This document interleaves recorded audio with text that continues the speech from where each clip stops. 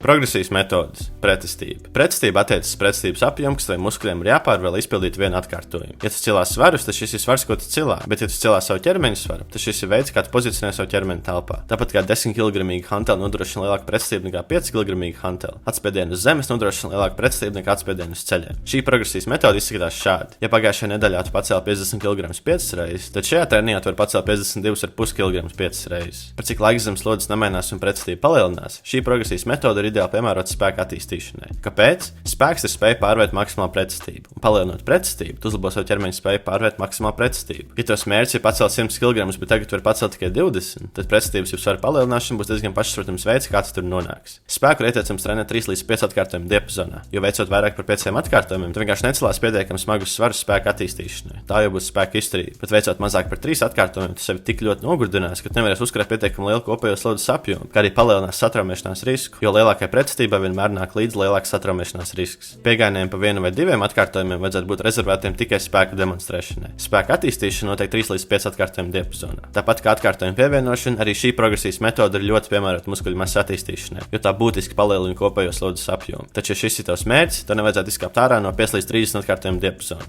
Kāpēc? Šos izskaidroju iepriekšējā video par atkārtojumiem, tāpēc noskaties to. Ok, bet cik strauji man vajadzētu palielināt pretestību? Šis ir galvenokārt atkarīgs no kopējā pretestības apjoma. Jo lielāka pretestība, jo mazāk ir katra pretestības kilograma relatīvā vērtība, un jo straujāk tu vari to palielināt. Piemēram, 1 kg ir 10% no 10 kg, bet tikai 1% no 100 kg. Lai progresija būtu identiska, tev būtu jāpievieno 1 kg 10 kg vai 10 kg 100 kg. Taču atāms noteicis arī ir svarīgs. Jo tālāk noteicis trenējies, jo straujāk tu vari palielināt pretestību. Sākumā es tev ieteiktu trenēties salīdzinoši tālu no atteicis. Katru nedēļu pievienot 5 līdz 10% no kopējā pretestības apjoma, un kad sasniedz atteicis, paņem aslodzes nedēļu un atkārto. Ok, bet ko darīt, ja nākamais pretestības lēciens ir pārāk liels, teiksim 20%? Šis ir visbiežāk novērojams kalistēnikā. Progresēšana no tuck planche uz advanced tuck planche vai treniņos ar hantelēm. Progresēšana no 10 kg uz 12 kg. Ja tavs mērķis ir muskuļu masas attīstīšanas, tad būtu pāris nedēļas ieteicams pievienot atkārtojumus, līdz nākamais pretestības lēciens vairs nav tik liels. Piemēram, progresēt no 10 līdz 15 atkārtojumiem un tikai tad palielināt pretestību. Bet, ja tavs mērķis ir spēka attīstīšana, tad tev vajadzētu pāris nedēļas vienkārši neko nemainīt, jo arī atkārtojumu pievienošana būs pārāk liels lēciens. Piemēram, progresija no 4 līdz 5 atkārtojumiem arī ir 20% lēciens. Šajā gadījumā tu veik 4 atkārtojumus ar to pašu pretestību 2 līdz 4 nedēļas pirms pretestības palielināšanas. Tie būtu tie paši 5 līdz 10% nedēļā. Protams, kalistēnikā tu šos procentus nekad nezinās, tāpēc viss ir uz izjūtām. Ja nākamā progresija šķiet abnormāli grūta un tu nevari izpildīt pat 3 atkārtojumus, tad varbūt vēl nepalielina pretestību. Īsumā sakot, pretestības palielināšana ir piemērota spēka attīstīšanai 3 līdz 5 atkārtojumu diapazonā un muskuļu masas attīstīšanai 5 līdz 30 atkārtojumu diapazonā. Ja tu vēlies attīstīt spēku izturību, jaudu vai tehniku, tad šī progresijas metode tad nebūs piemērota, vismaz kā galvenā. Ceru, ka tev šis video noderēja un tiekamies nākamajā video par nākamo progresijas metodi.